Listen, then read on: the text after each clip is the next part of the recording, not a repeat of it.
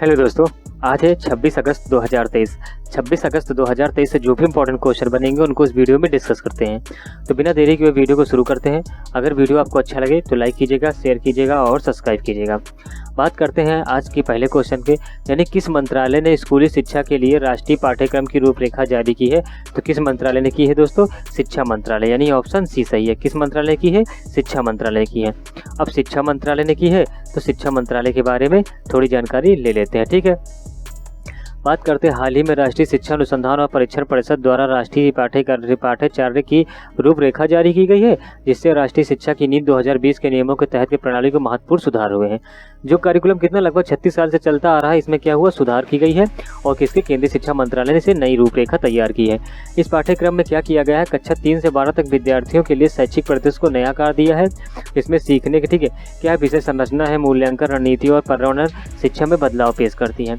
जैसे पहले क्या था, 2020 से पहले क्या था, 10+2 प्रणाली थी, लेकिन इसको बदलकर 5+3+3+4, ठीक है, 5+3+3+4 प्रणाली करने की सिफारिश की गई है, ठीक है। इसमें क्या है? मूलभूत प्रारंभिक माध्यमिक और उच्चतर माध्यमिक पाठ्यक्रम की शैक्षणिक बदलाव को सुधार देने वाले विकास दृष्टिकोण को जोड़ दिया गया है, ठीक है।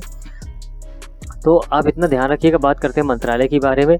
तो जो ये मंत्रालय है, ठीक है, यानी क्या है, शिक्षा मंत्रालय जो है ये ये क्या है, दोनों वर्षों, यानी जितने वर्ष है दोनों वर्षों की पढ़ाई और परीक्षाएं सेमेस्टर सिस्टम होंगी। छात्रों को अपने पसंद से चुने गए शिक्षा को उसी सेमेस्टर में पूरा करना होगा।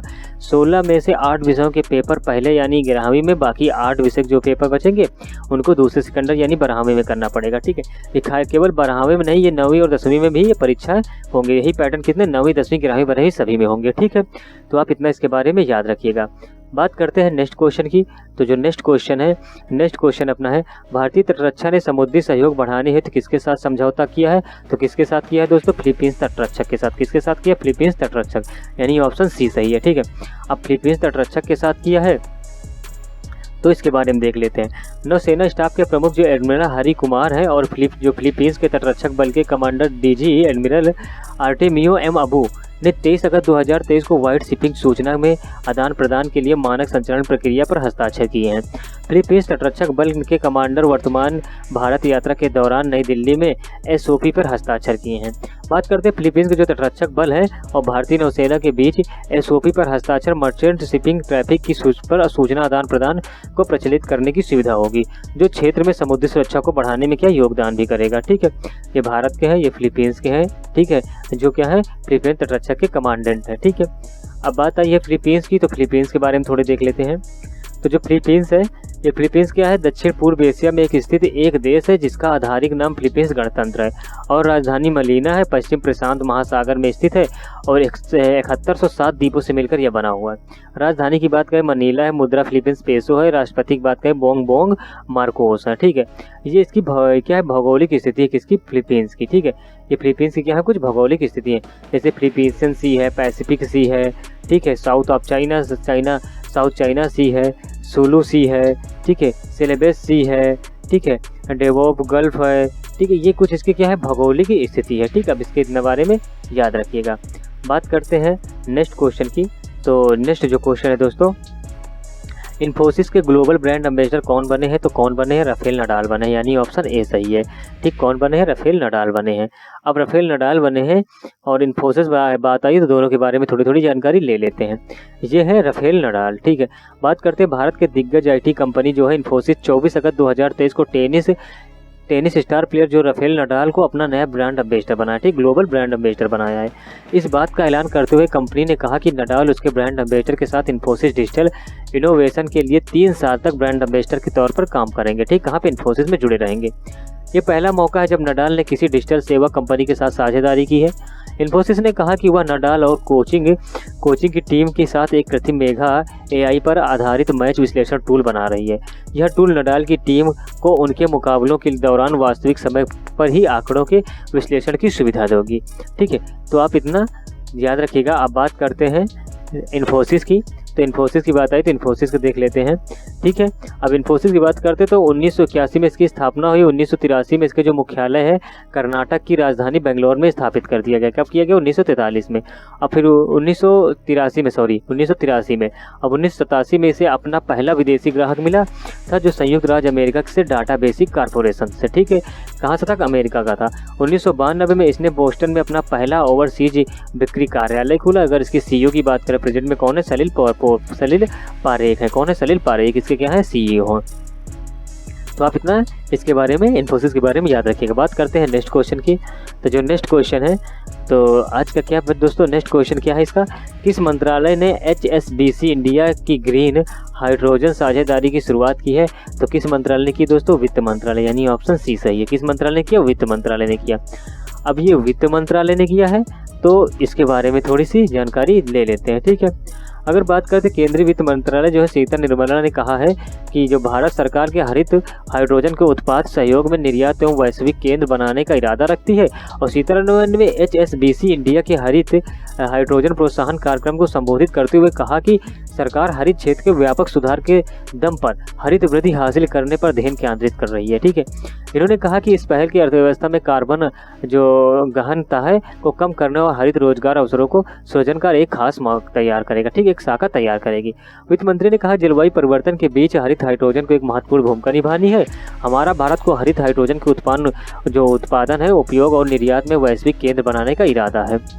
जो HSBC ने इंडिया के हरित हाइड्रोजन को अधिक कारगर, किफायती एवं बड़े स्तर पर उत्पादन लायक बनाने के लिए प्रौद्योगिकी स्तर को उन्नत करने के लिए कार्यक्रम शुरू कर दिया है।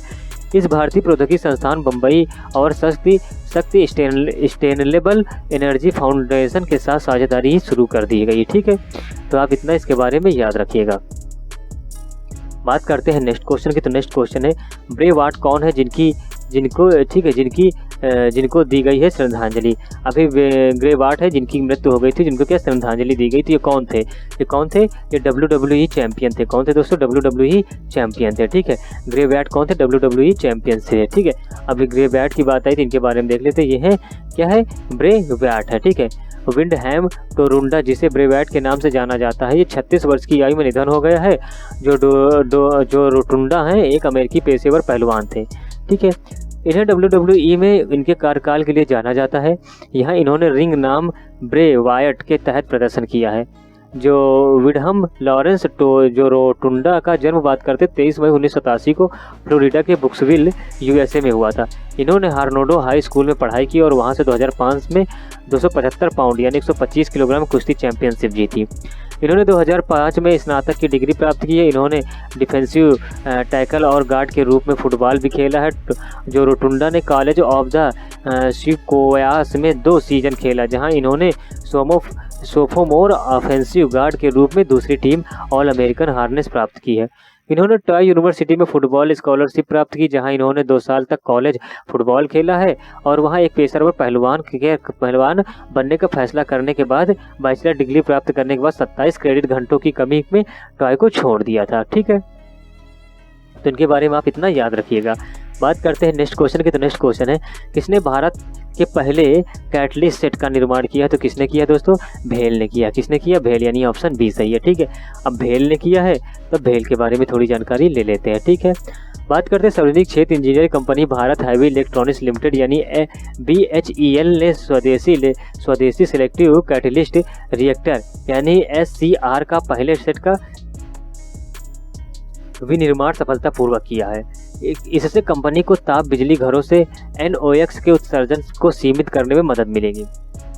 यह प्रणाली उत्सर्जन नियंत्रण में मदद करती है। अगर BHEL की बात करें तो जोर से जारी बयान के अनुसार इस सिलेक्टिव कैटलिस्ट रिएक्टर SCR का अब तक आयात हो रहा है। यह सरकार की मेक इन इंडिया की पहल के तहत एक महत्वपूर्ण मील का पत्थर भी है। अगर बात करते बयान में कहा गया है कि BHEL ने की निदेशक औद्योगिक प्रणाली व उत्पादक रेणुका गेरा ने स्वदेशी SCR कैटलिस्ट के पहले सेट को कंपनी के बेंगलुरु सौर कारोबार प्रभाव से तेलंगाना में 5 गुना यानी 5 गुना 900 मेगावाट के यथार्थ ताप बिजली स्टेशन के लिए हरी झंडी दिखाकर क्या किया? रवाना भी किया गया। ठीक है, तो आप इतना इसके बारे में याद रखिएगा। बात करते हैं नेक्स्ट क्वेश्चन की। तो नेक्स्ट क्वेश्चन है, यूनेस्को और किस सरकार की AI की नैतिकता में नई दिशाएं साझेदारी की, तो कौन ने की है? तेलंगाना, यानी ऑप्शन सी सही। किसने किया दोस्तों? तेलंगाना ने। अब तेलंगाना ने किया है और AI की बात आई है, ठीक है। और फिर इनके बारे में देख लेते हैं। बात करें संयुक्त राष्ट्र शैक्षिक वैज्ञानिक और संस्कृति संगठन यूनेस्को और तेलंगाना सरकार ने सूचना प्रौद्योगिकी, इलेक्ट्रॉनिक और संचार विभाग में आर्टिफिशियल इंटेलिजेंस सिस्टम के सार AI की नैतिकता को शामिल करने के लिए एक अग्रिम साझेदारी की है। अगर बात करते हैं तो जो यह साझेदारी है AI के विकास और उपयोग का गहरा प्रभाव डालने के लिए डिजाइन की गई है, यह सुनिश्चित करते हुए कि लाभ समाज और सभी वर्गों को साझा किया जाए। सहयोग में कई आयाम शामिल है, जिसमें शामिल है, ठीक है, यानी कई आयाम शामिल है जिनमें शामिल है, ठीक है। बात करते हैं AI की। अब बात आई है तेलंगाना की, तो तेलंगाना के बारे में थोड़ी जानकारी ले लेते हैं। ये मैप में है तेलंगाना, ठीक है, ये तेलंगाना है, ये मैप में पूरा तेलंगाना का मैप है, ठीक है। अगर बात करते हैं राजधानी हैदराबाद है, स्थापना दिवस 2 जून 2014 है, राज्यपाल तिमलई सौंदरराजन है, मुख्यमंत्री की बात करें के चंद्रशेखर राज है, उच्च न्यायालय की बात करें तेलंगाना हाई कोर्ट हैदराबाद में जो की है। अगर क्षेत्रफल की बात करें 11,20,77 वर्ग किलोमीटर, जनसंख्या कितनी है? 2011 की जनगणना है ये 3/3 52 86,757 है। लोकसभा सीटें 17 है, राज्यसभा 7 है, विधानसभा 119 है, विधान परिषद 40 है। कुल जिले की बात करें 10 है, राजकीय पुष्प की बात करें टांगेडू है, राजकीय पक्षी की बात करें इंडियन रोलर या ब्लूजे है, और राजकीय पशु की बात करें जिंका हिरण है, राजकीय पक्षी जम्मू चट्टू है, और रिहन घनत्व की बात करें 312। ये कब? 2011 की जनगणना के अनुसार है, ठीक है। लिंग अनुपात की बात करें 988 है 2011 जनगणना के अनुसार। भाषा तेलुगु है, उर्दू है, लोक नृत्य क्या है? यक्षगान है, और नदियाँ की बात करें गोदावरी है, कृष्णा है, मूसी है, ठीक है। गोदावरी को वृद्धि गंगा भी कहा जाता है, ठीक, गोदावरी को क्या है दोस्तों? वृद्धि गंगा भी कहा जाता है। तो आप इस ना तेलंगाना के बारे में याद रखिएगा। बात करते हैं नेक्स्ट क्वेश्चन की। तो नेक्स्ट जो क्वेश्चन है, किसने प्राकृतिक रोड और भू राजनीतिक पर 3 नई पुस्तकों का विमोचन किया है? तो किसने किया? श्रीधर पिल्लई ने। किसने किया? श्रीधर पिल्लई ने, यानी ऑप्शन ए सही है, ठीक है। अब श्रीधर पिल्लई ने किया है, तो इनके बारे में थोड़ा देख लेते हैं। बात करते हैं गोवा के गवर्नर PS श्रीधरन पिल्लई ने राजभवन में आयोजित एक कार्यक्रम में 3 पुस्तकें प्रकाशित की है।